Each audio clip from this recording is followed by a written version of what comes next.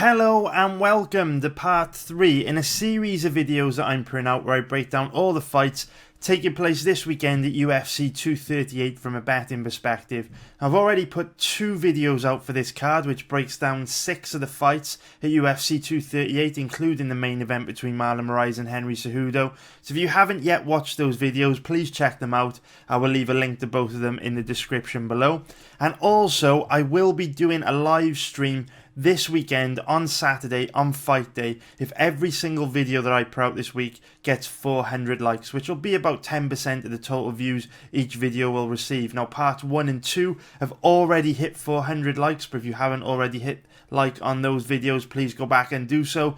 And if you hit the like button on this, if this video also gets 400 likes, I will schedule in that live stream. And during that live stream, I will be doing 2 things. The first thing that I will be doing is I will be going through each of the fights at UFC 238 to try and find a decent value prop bet. Now, an example of a prop bet, if you didn't know, would be Marlon Moraes to win by knockout or TKO. So a prop bet is just a very highly specific bet. So I'll be going through all these fights to try and find a prop bet for you. And also, I will be taking as long as I need to answer every single one of your questions in the live chat that comes through on YouTube. So if you've got any specific questions about these fights or betting on MMA in general, or anything you want to ask me, you can do so in that live chat. But it's only going to happen if every video gets 400 likes, so please smash the like button below to make it happen. And now before we jump into the first fight, just want to talk a little bit about odds movement, because in the last 24 hours or so, we have seen a bit of odds movement. We kind of spoke about this in yesterday's video that we were hoping to get some odds movement on a few fights to open up potential betting opportunities. And just in the last 24 hours since yesterday, we can see Marlon Moraes' odds have started to decline quite a bit, down to 1.72 on Bet365 now, which is minus 139. So that's quite a big drop. We've seen Tatiana Suarez's odds improve a little, although nothing major. We have seen Calvin Kattar's odds improve quite a lot, so this could perhaps be some casual money starting to come in on a more well-known fighter like Ricardo Lamas. We have also seen Peter Yan's odds decline a little. Tai Tuivasa's odds improve quite a bit from where they were yesterday. Pedro Munoz's odds have declined.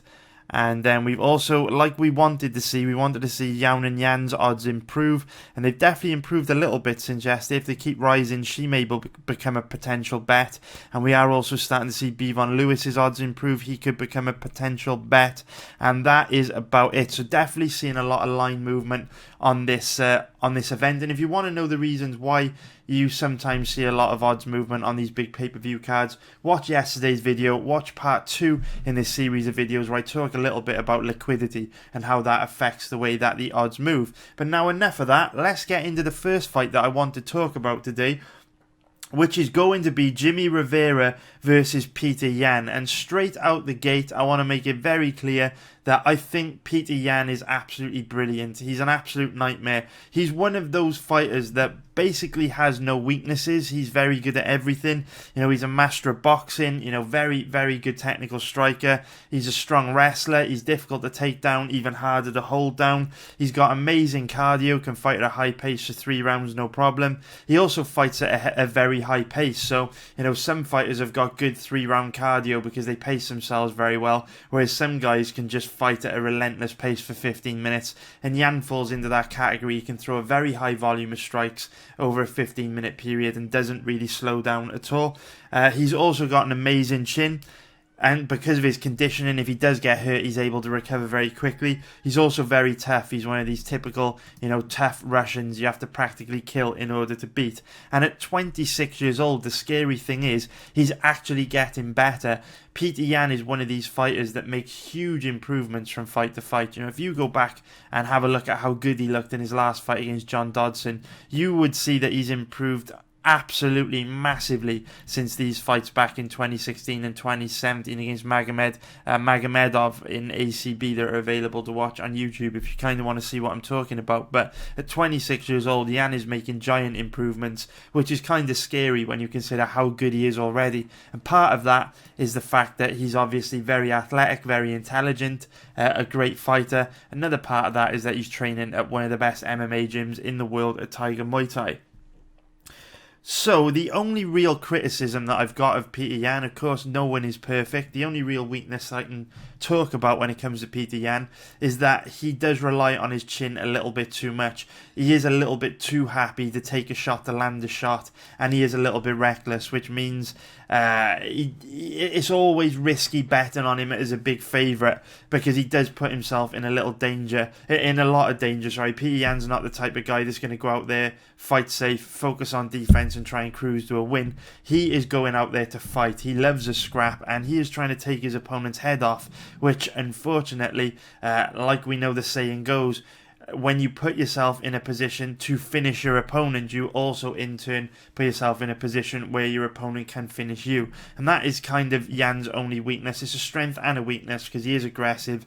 It's one of the things that makes him so great, but it also makes it tricky to bet on him as a big favourite. And as we can see, the odds on this fight do have him as a big favourite. His average odds are currently around about 1.30, which is minus 333 for an implied probability of 77%. So to give Peter Yan to bet Peter Yan in this fight, you have to give him an 82% or better chance of winning. And with him being so reckless, with him being susceptible to eating a big shot, there's just no way I can bet him at these odds. So does that mean that there's value on Jimmy Rivera? So if we look at Rivera's odds, his average odds are currently around about 3.75, which is plus 275 for an implied probability of 27%. Now I'm a big fan of Jimmy Rivera. I think he's absolutely brilliant. I think he's a great fighter, but I also think that he's second best everywhere here. He's a very technical striker.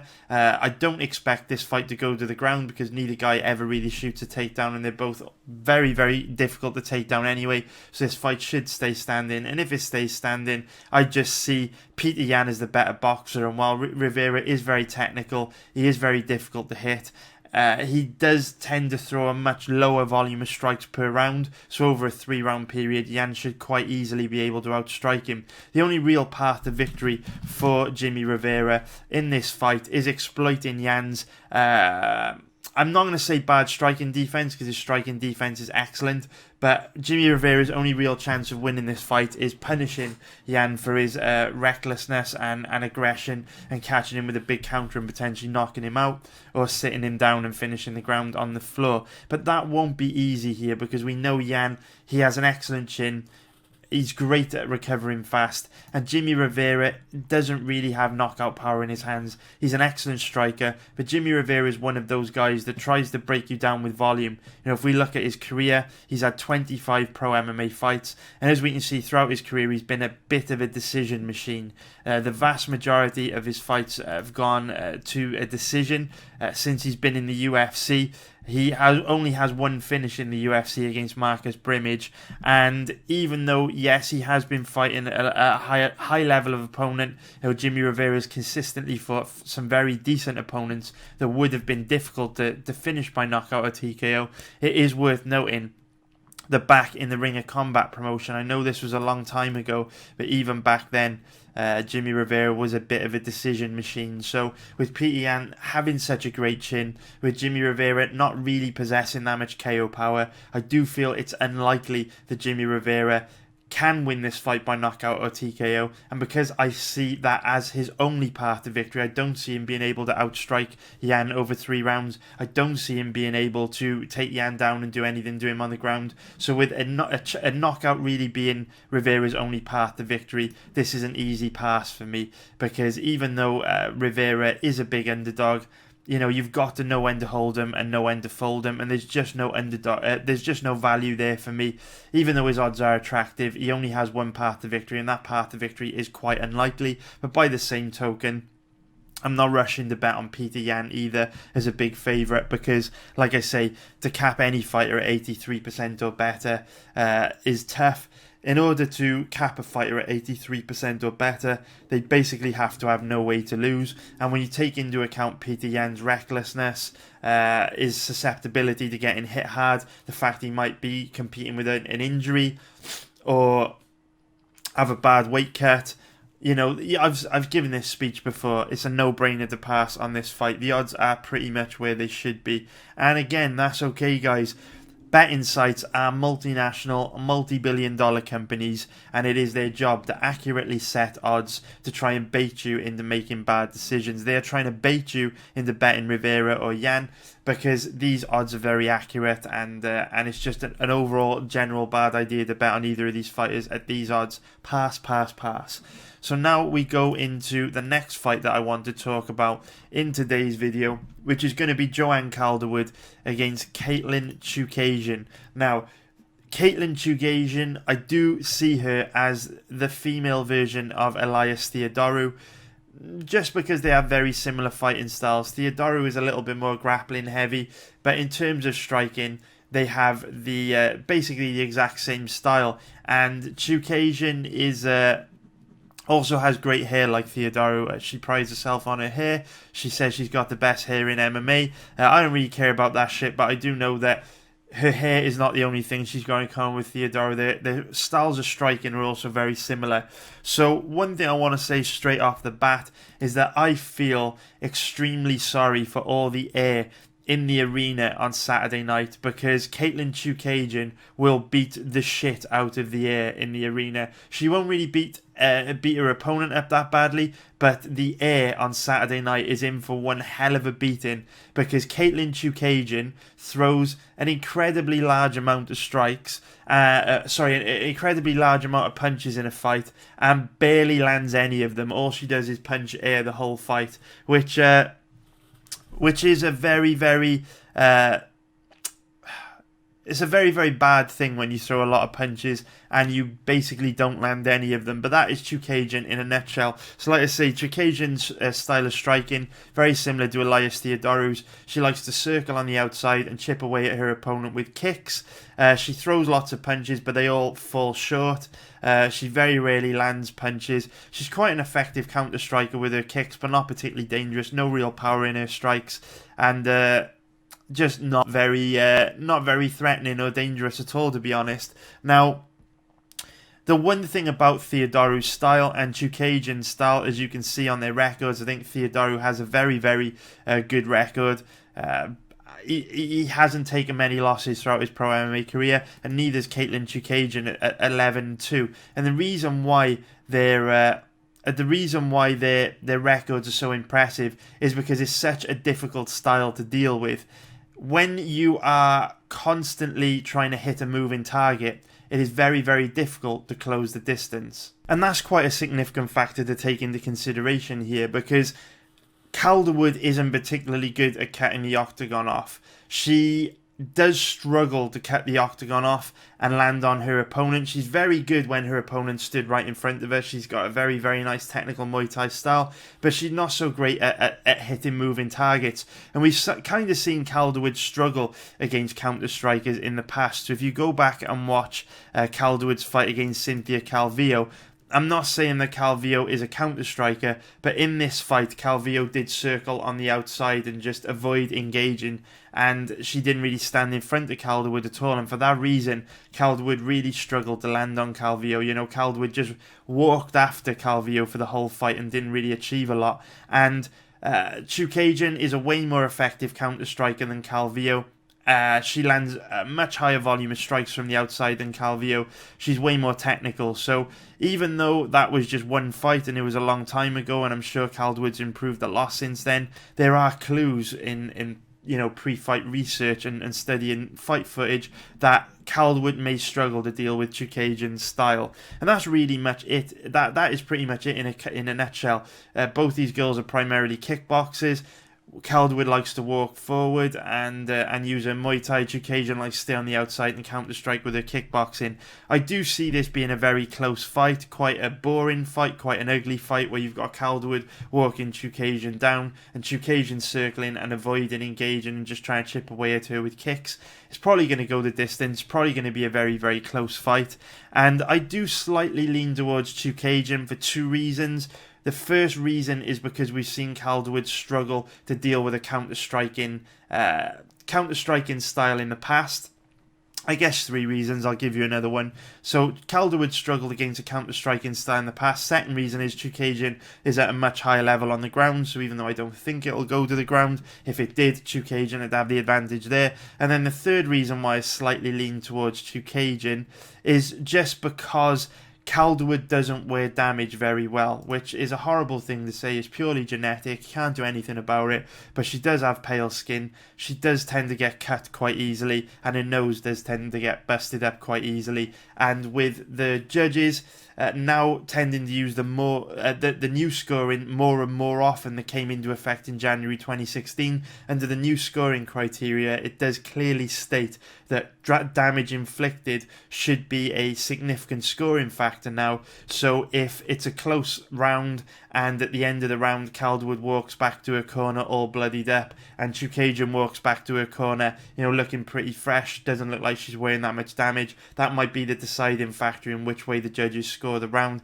Even if Calderwood were able to outstrike Chookagian, the damage that she wears might be the deciding factor. So that's why I slightly lean towards Chookagian, but definitely not enough to feel confident in betting her. If we look at the odds at the moment, you can see the odds are dead even at the moment. Both girls roughly around dead even, which means that both implied probabilities are odds of 1.91, which is a money line odd of -110, gives them both an implied probability of 52%. Yeah, I'd agree with that. To get any value here at all, you'd have to cap Chookagian at around 60%, and I think that's a bit too much. She's just not very good.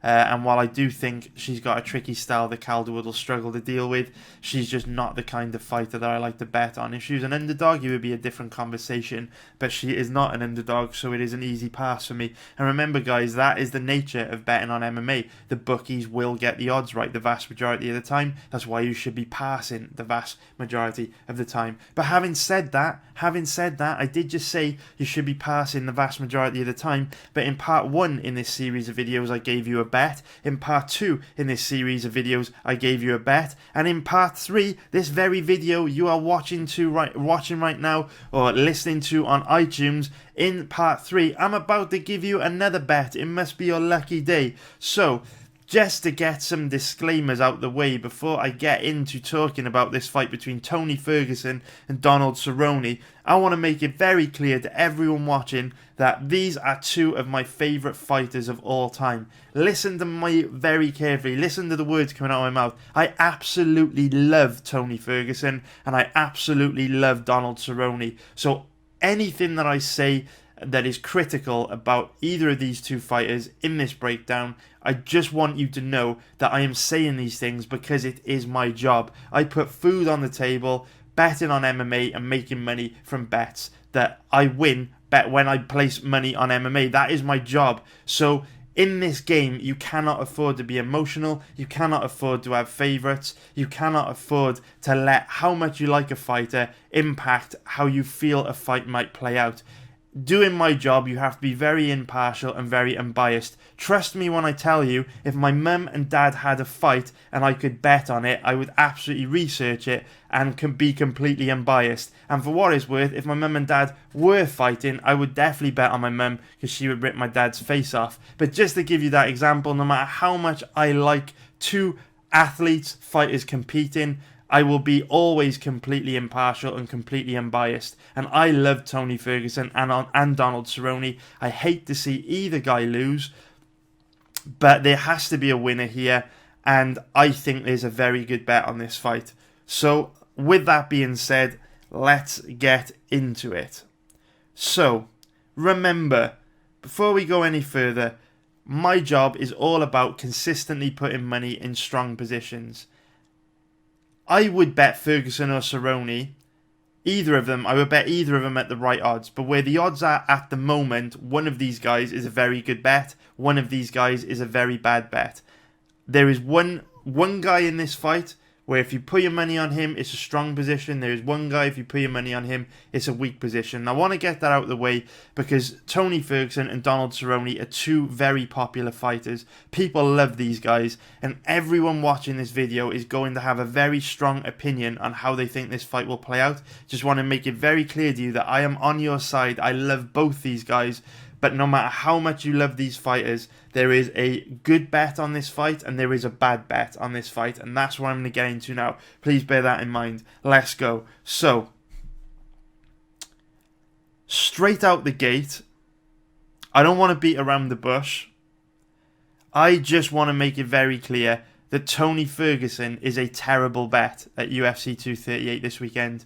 A terrible bet. And I can hear the rustling of keyboards in the future alternate universe that I can feel cycling around me, with all the people about to smash their keyboard buttons and tell me that I'm an absolute fool. I have no idea what I'm talking about, and Tony Ferguson is going to knock Donald Cerrone out. I can already hear the keys chattering on the keyboard from all the keyboard warriors, fat ass 42, that wants to tell me I have no idea what I'm talking about. But giving it to you all real, guys, Tony Ferguson is a terrible bet this weekend, and in the next 20 minutes or so, I'm going to explain to you why. Hear me out. Before you do go and smash the keys and call me before Little Dick 76 decides to tell me I don't know anything about betting on MMA, please just hear me out and spend the next 20 minutes listening to my opinion on this fight before you say something dumb online. So here we go. So you cannot bet Tony Ferguson in this fight because less than 3 months ago, Tony Ferguson was demonstrating psychotic behavior. Back in March, this article was published by MMA Junkie in March 2019, March 15th, 2019, which is, less than 3 months ago. It is absolutely indisputable that Tony Ferguson was displaying psychotic behavior during this time. It has come from multiple sources, including his wife and his parents and friends of his wife. And Tony Ferguson has himself admitted that he's been dealing with a lot of personal issues. He's openly said that he's being treated by a psychiatrist at the moment for these issues. But right now, I just want to take a few minutes just to read this article so that if you had kind of just heard on the grapevine that Tony Ferguson was experiencing some mental health issues, you may not fully have understood the extent at which Ferguson has been dealing with some pretty major issues. So I want you to listen to what this article says so that you fully understand my position when it comes to betting this fight. So this article was from around 3 months ago. So a judge has granted a temporary restraining order filed Wednesday against former UFC interim champion Tony Ferguson after his estranged wife alleged domestic violence, according to multiple reports. Ferguson, 35, now is required to stay at least 100 yards away from his wife Christina and their 2-year-old son, as well as family members. Police on Wednesday conducted a welfare check at their home and returned the ex-champ's son to Christina, who was also granted full custody of the child. It was noted the child was well taken care of and Tony Ferguson willingly relinquished custody. Christina Ferguson is asking that her husband undergo a year-long batterer intervention program and undergo psychiatric evaluation and treatment. She alleges he's wrecked their house in Santa Ana, California on several occasions. The report contains a picture of the damage from one incident which mirrors several episodes of alleged behaviour. Christina Ferguson then said, "Me and my mother have been in constant fear a result of Tony Ferguson's threatening and violent behaviour." According to a declaration attached to the restraining order, Christina Ferguson said her husband showed up this past Thursday to their home where she had taken their son to live with her parents. He allegedly wanted to take their son. When they refused, standing in front of the home to prevent him from leaving, he allegedly shoved them out the way, ran through the house, picked up their son and jumped the fence. He allegedly fled on foot in the rain with his son not wearing shoes or a diaper. The incident followed another encounter earlier that day in which Ferguson was suspicious of a car outside the La Miranda residence and confronted his wife about withdrawing money from their bank accounts to take their son to Italy. Now, so far in this article, it ain't good. It doesn't sound good at all. But everything that I've read out so far just suggests your pretty standard domestic violence type stuff, which doesn't really indicate any, psychotic behavior or anything crazy happening. It just could indicate that Tony Ferguson is a bad dude. There's some domestic abuse in there, some fear of violence, trash in the house. It's not good, but nothing to indicate anything that we should be worried about because, some people are dicks. Some people do go off the rails. Some people do commit acts of domestic violence which are terrible, but that might just be because they're a bad person. Doesn't mean they've got anything else going on in terms of their mental health or current medical state. But from here on in, this article gets very, very interesting, so stick with us and listen to this. So Christina Ferguson claims that her husband has been acting violent, paranoid and delusional for the past several months. So this is not something that just cropped up overnight. This has been going on for a while, and he's gotten worse since 2017. So this indicates that the behaviour started to present itself in 2017, and it's been ramping up right up until very recently. She said he's ripped off mirrors and dismantles appliances, searching for tracking devices and cameras. So this is where the psychotic behaviour starts to come in with the paranoia. This is, so on February 5th, remember February 5th guys, this is 4 months ago.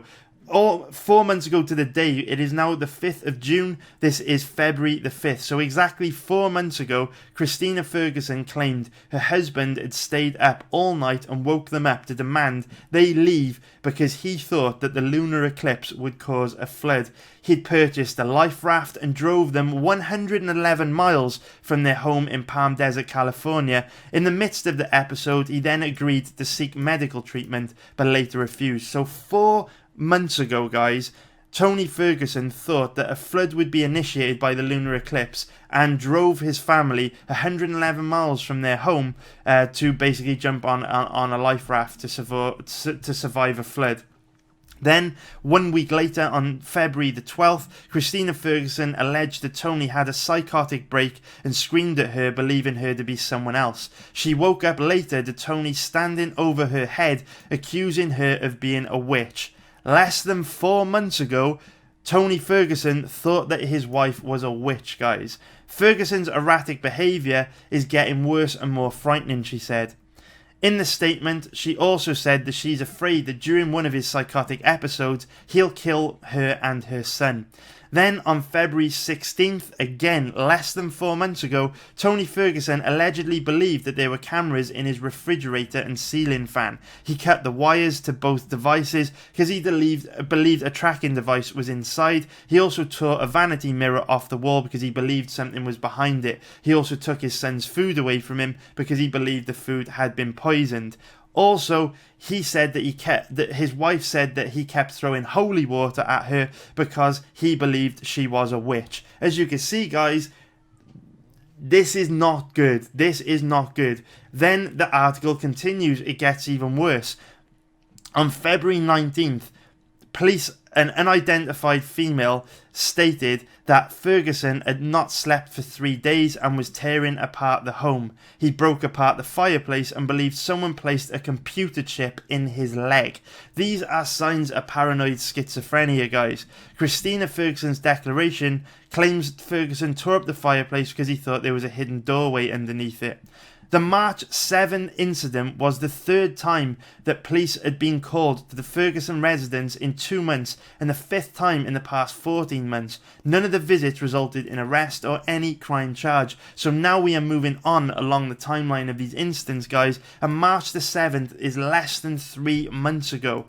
Less than 3 months ago, Tony Ferguson was digging up his fireplace because he thought there was a hidden staircase underneath it. On March 5th, Christina Ferguson said she tried to take her husband to the Keck Medical Centre, but he fled the car as they hit traffic, crossing the freeway and jumping over a fence.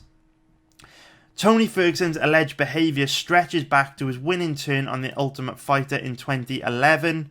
And then I don't want to keep going because this is all just basically summing up the article. But here we see Christina Ferguson has said that she has videos and photographs of frightening, irrational and paranoid behaviour, which depicts Tony crying, laughing, muttering and yelling for no apparent rational reason. Also, there is in this article somewhere, maybe I'll have to control and F this. Okay, maybe not. Let me see if I could just UFC Today restraining order, Here we go. This is the article I was looking for. So if we type father in here. So yeah, so I just wanted to bring this article up. This is from USA Today. Obviously, there are two sides to every story. And that report that I've just read out was from Tony Ferguson's wife.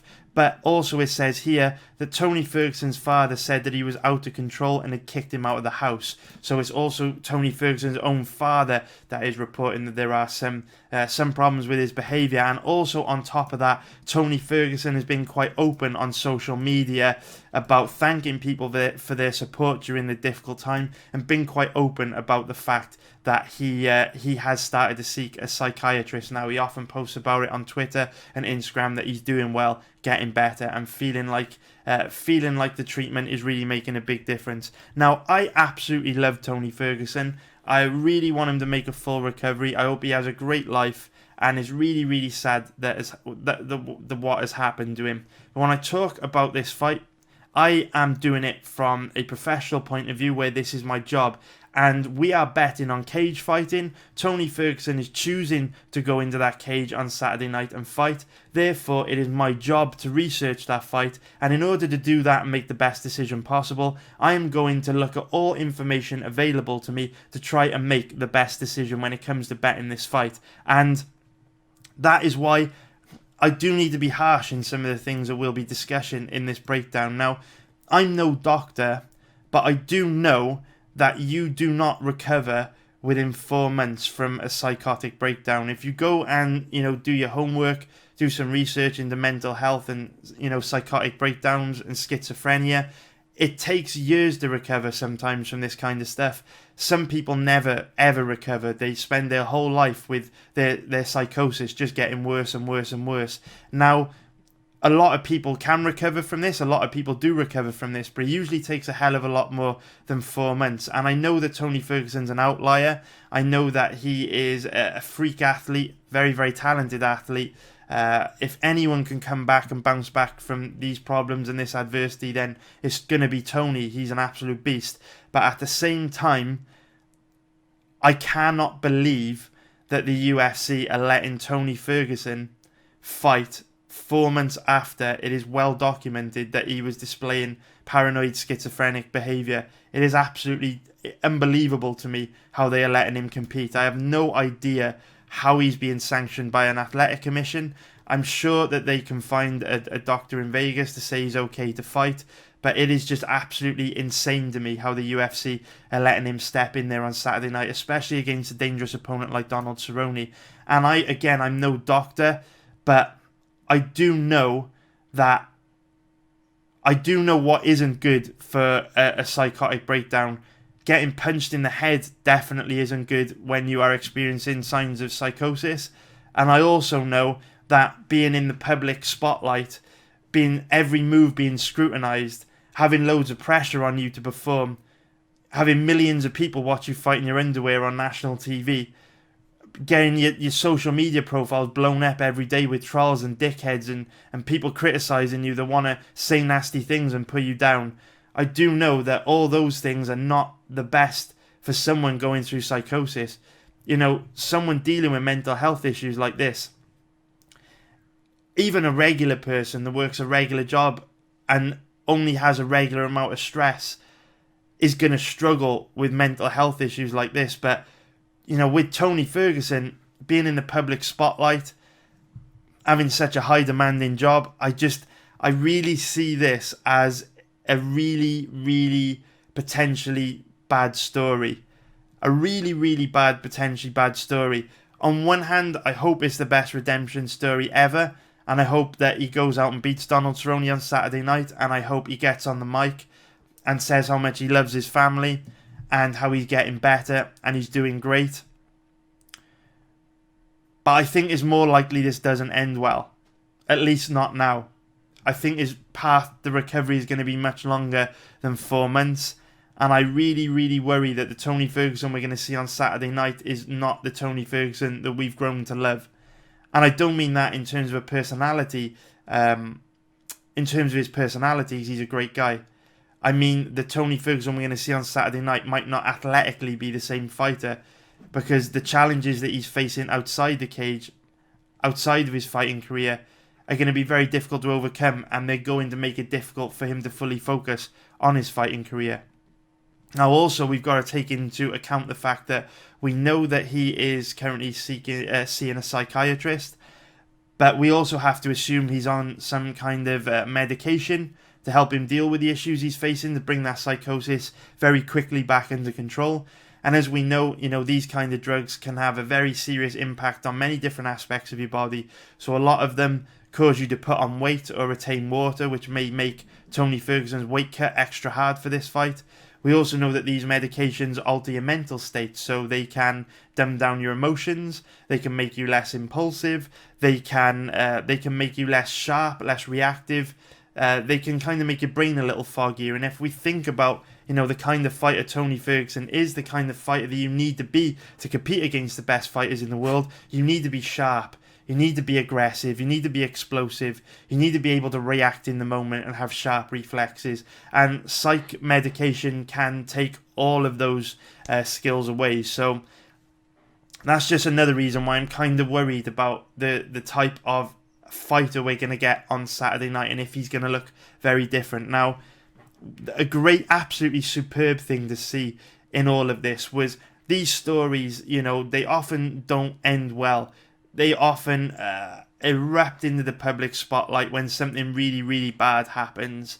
And the great thing about this is, even throughout the issues with in the height of Tony Ferguson's issues with his wife, in all the articles that you go back and read, his wife, Christina Ferguson's an absolute legend. She sounds like an amazing woman, because in every single article she has clearly stated that Ferguson is an amazing father, an amazing husband, an amazing guy. He's truly a brilliant guy, and she loves him to death, and he's never hurt her or her son, but she understands that he needs help, and she has supported him through that. So the restraining order is now lifted. I believe it was lifted within 1 month back in April, as soon as Tony Ferguson agreed to get help. I really think that the restraining order was just to kind of strong arm Ferguson into finally seeking medical help, because I think throughout the last few years in those articles, she'd said that she'd asked him to seek help multiple times and he hadn't followed through with it. So it's kind of like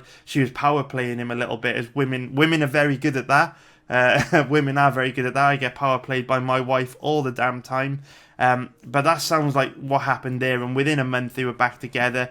And if you go on Tony Ferguson's Instagram profile, it's absolutely bloody brilliant to see. Aside from fighting, there were just tons of pictures with Tony Ferguson and his 2-year-old son and his wife just looking really happy, really chilled.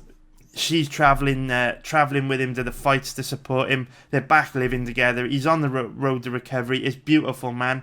If I was a betting man, which I am, I would bet that Tony Ferguson is going to turn this round and get his life back on track and just do amazing things in the future. I just think that with him trying to come back within 4 or 5 months since he was demonstrating these behaviours, it's more likely that it really, really, really, really doesn't end well for him. And we are...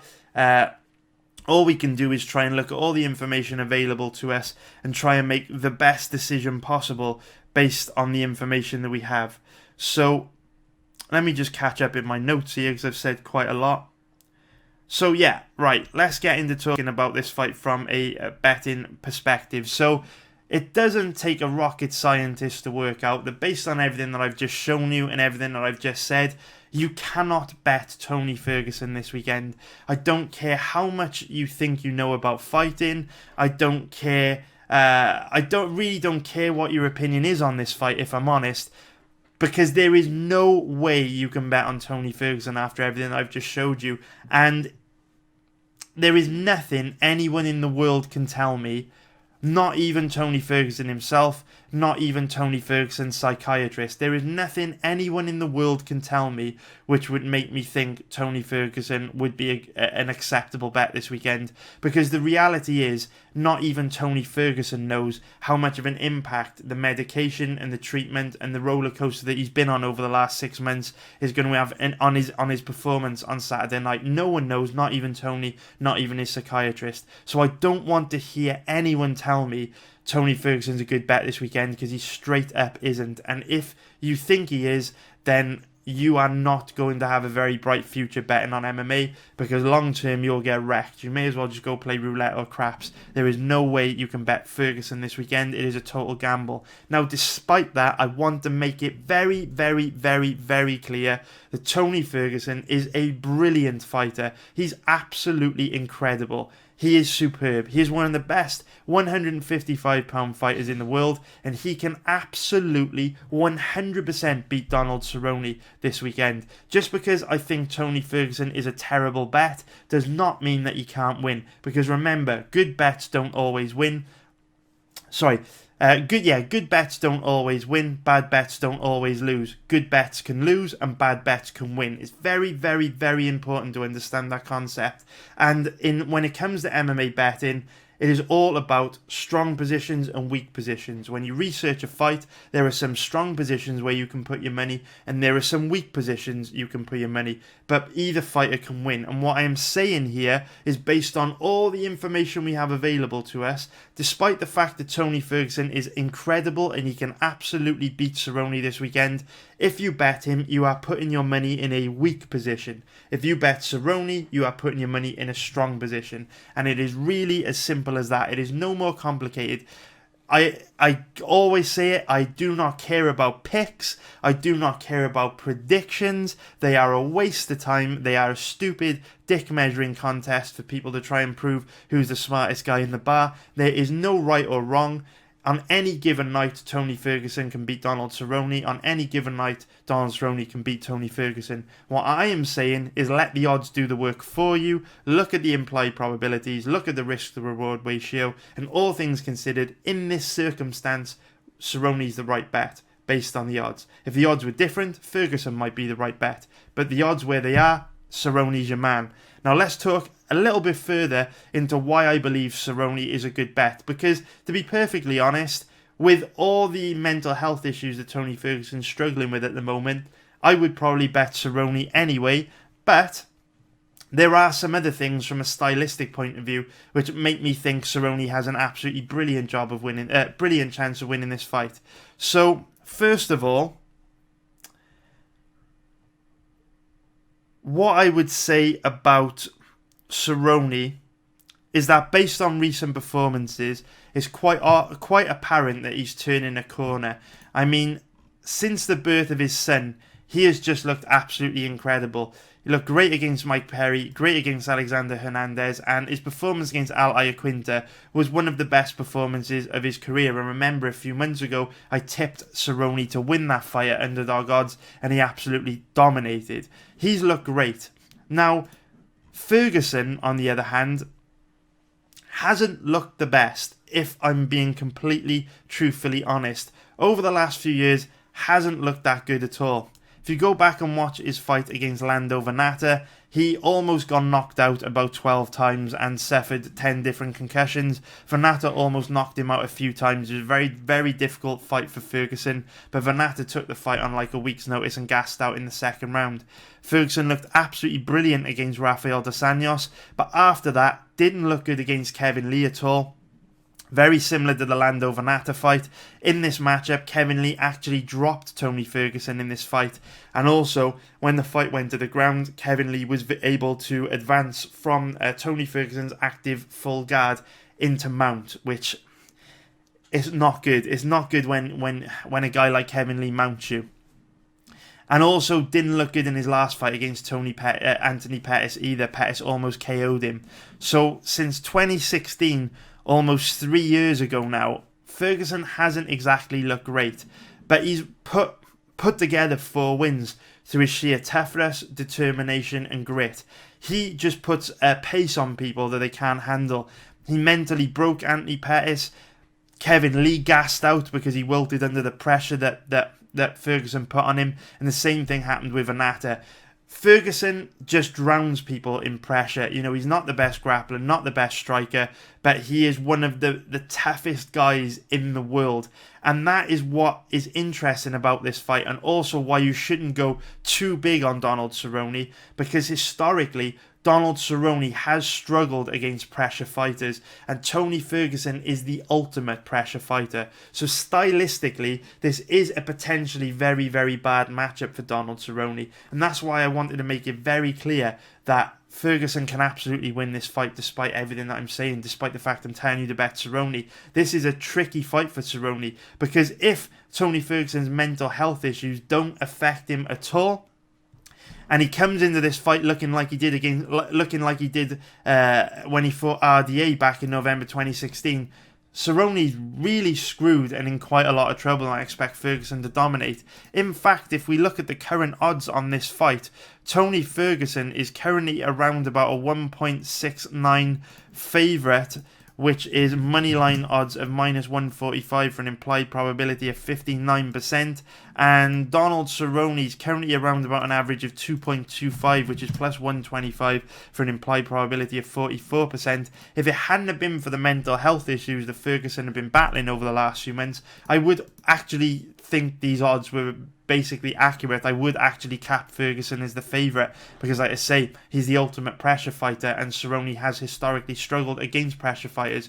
But with how good Cerrone's been looking recently, with how much trouble Ferguson's got himself into in these fights over the last few years, and with Ferguson's mental health issues, I really, really do think that Cerrone is the right bet here, and I do think the odds are way off. And also, one massive criticism that I have of Ferguson, and one of the reasons why he has struggled so much against Vannata, Lee and Pettis, is that his striking defense is just very bad. He walks forward in straight lines with his hands down by his side, and he just gets rocked, dropped, wobbled or dinged hard in every single fight. And what I would say is that there are some pressure fighters that are able to maintain pressure and stifle their opponents and stay right in their face. Even when they're getting hit, they don't back up. They can stay right in their face. You know, Jorge Masvidal, when he does this, is a good example. Darren Till is a very good example. He did that to Cerrone. But Tony Ferguson's not really like that. What you'll see from Tony Ferguson is he's great at applying relentless pressure, but if you do ding him and catch him with a hard shot, he will back up for a couple minutes. And within those couple minutes, that will give a guy like Donald Cerrone a window of opportunity to find his range and start racking up those Matrix-style combos that he's so devastating with. And again, another reason why I love Cerrone in this fight is because Tony Ferguson does literally get rocked, dropped, wobbled or dinged in every fight. He almost gets knocked out in every fight because of how bad his striking defense is. But he's so tough that he's able to fight through it and recover. But if we look at the guys that he's been facing, Anthony Pettis almost knocked Ferguson out. Ferguson was able to recover, come back and win the fight. But Pettis is not really a knockout artist. If we look at his record here, we have to ignore fights from before January 2015. We have to ignore all fights before this because that was a pre-USADA era where guys were just way more explosive. Obviously, Pettis was way, way, way more dangerous pre-USADA. But post-USADA, past this fight here, we can see that in 1, 2, 3, 4, 5, 6, 7,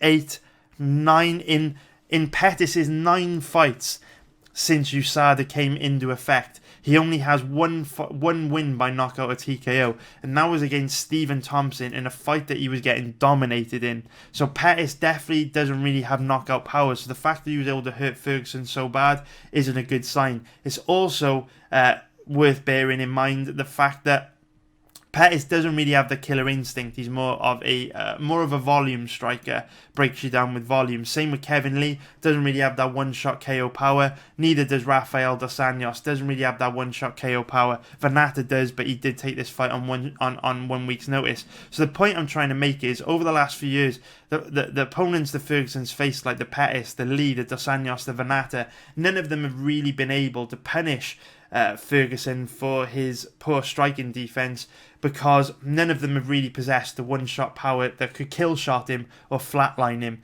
within a split second. Because even when these guys have hurt him, they haven't really had the power to put him away with one strike. They haven't really had the killer instinct to finish him on the ground when he's been hurt. Whereas we know Donald Cerrone absolutely does have the killer instinct. If he hurts you bad, it is very rare you get an opportunity to recover. He's got the cardio to fight at a high pace for 3 rounds, so even if he goes for the kill, there's no risk of him adrenaline dumping. And when he has his opponents hurt, he is very, very cerebral. If they get knocked down, he instantly jumps on top of them and looks to go for the rear naked choke or the mount.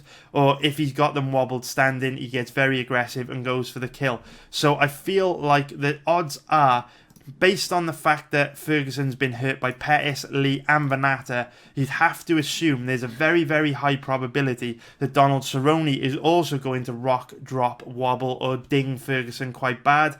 And against someone as dangerous as Cerrone, Ferguson might not get an opportunity to recover, because Cerrone has the skills, the one-shot killer power, the Matrix-style combos to finish the fight and absolutely flatline Ferguson and not even give him a chance to recover. But like I say, Ferguson is a very high-pressure fighter. Cerrone does struggle against pressure fighters historically, so it is also a bad stylistic matchup for Cerrone. If Ferguson comes in, puts in the best performance of his career, Cerrone's in big trouble. And another thing we've got to bear in mind is that Cerrone also is a slow starter. With this being a 3-round fight, doesn't really have much time to warm up. So if Ferguson comes out the gate very, very aggressive, again, Cerrone needs to find his range fast and start strong in this fight. But with that actually brings me on to my next point. So obviously Cerrone is a little bit of a slow starter. Takes him a little while to find his range and get comfortable. But he is a very, very high-level grappler. And while many people will be thinking that Ferguson has the grappler advantage in this fight, I actually give Cerrone the grappler advantage. I think Cerrone's offensive wrestling is much better. I think his top game is much heavier. And I just think that overall he's a more solid MMA grappler. Tony Ferguson's kind of chaotic, doesn't have the best takedown defense, very active on his back, but at the same time, if you stay disciplined and focus on position or submission, you can have a lot of success against him. And we saw that in the Kevin Lee fight, where Kevin Lee was able to advance from guard to mount. And I would say Donald Cerrone is at a very, very high level. If this fight does go to the ground, Ferguson could be in a bit of trouble. And I also think Cerrone has the offensive wrestling to take Ferguson down and control him on the ground. We hear Cerrone talking a lot at the moment about being on a title run. He wants a title shot. He wants to fight the winner of Khabib Poirier for the title. And this fight is kind of set up for the winner of this to be the number 1 contender. Sorry, excuse me, guys. A little tickle in my throat there. But this is kind of set up as the winner of this is going to fight Poirier versus Khabib. So if Cerrone is really focused on winning this, if he wants to come in with an intelligent game plan and fight tactically, the easiest path to victory for him would be to come out in the first round, take Ferguson out, and just look to score points and get some top control on the ground. So that's worth thinking about as well. So, I believe that I have pretty much covered everything. The only thing that I haven't covered is, obviously, we've always got to mention it when it comes to Cerrone. Whenever he fights at lightweight, it is an absolutely brutal weight cut for him. So I expect him to look like death at Friday's weigh-ins. But that's just the way it is. It's really, really strange. He always looks like absolute shit at the weigh-ins. But for whatever reason, doesn't seem to affect him as badly as it would other people. He has said in past interviews that God has blessed him with amazing cardio. And we saw that in his last fight against Ally Quinter. If you go back and watch the weigh-in for this fight, Cerrone looked absolutely terrible and then looked amazing in the fighting for a high pace. So I do expect Cerrone to look like death. The tough weight cut is a bit of a concern, but it is what it is. And in terms of striking technique, while Ferguson does start very fast, Cerrone's much more technical once he finds his range. I think he should be able to pick Ferguson apart and make him pay for his poor striking defense. So we've already kind of talked a little bit about the odds in this fight, and the mistake that I think the bookies are making here, and the mistake I think the casual betting public are making here, is that I don't believe that Tony Ferguson's issues outside the cage are baked into the odds yet. I don't think they're reflected in the odds. I think these odds are very, very accurate if we are capping the fight purely based on both guys being at their best, based on both guys being robots, based on both guys showing up and performing their full potential. I would agree with these odds under those circumstances, but I don't believe that these odds are taking into account all the mental health issues Ferguson is battling with at the moment. I think if they were, the odds would be the other way round. I'd have Cerrone as a slight favourite with Ferguson being the underdog. So that's pretty much everything that I've got to say about this fight, guys. I mean, I know these are two popular fighters. I know you will be rooting for one of these guys. You know, I hate to see one of these guys lose, but you just cannot bet on Tony Ferguson under the current circumstances. Cerrone as an underdog here, if we look at his odds are around about 2.25, which are plus 125 for an implied probability of 44%. I cap him at around about 60% here. I think we are going to see a diminished version of Tony Ferguson on Saturday night. He's got bad striking defense. He's second best when it comes to grappling. Cerrone has got some very legit paths to victory, can knock Ferguson out, can take him down and control him on the ground, and also Ferguson may show up on Saturday and look a shadow of himself. So it is a risky bet. Don't go too big on it. You know, don't sell your house, don't sell your car, don't sell your wife to bet on Cerrone. He can definitely lose, but remember, there are strong positions and weak positions, and Donald Cerrone as an underdog is a very strong position. So that is it for today's video, guys. Don't forget to hit the like button if you want me to do that live stream on fight day. And please, please, please, please, please, please subscribe if you haven't already. I'm trying to grow my channel. It would mean a lot to me if you would subscribe. But take care, guys, and I'll be back tomorrow with part 4. Too many thoughts on my mind, I can't sleep at night, so I just keep writing. I don't need no help, I don't need opinions, so don't waste my time then. I just been living online, my city don't show me no loving, that's fine. Fuck local radio stations, I got more plays than all of these rappers combined. I'm going again, I've been going in, I'm fed up with so many things, I gotta just let it all out. I'm talking about the shit they've been talking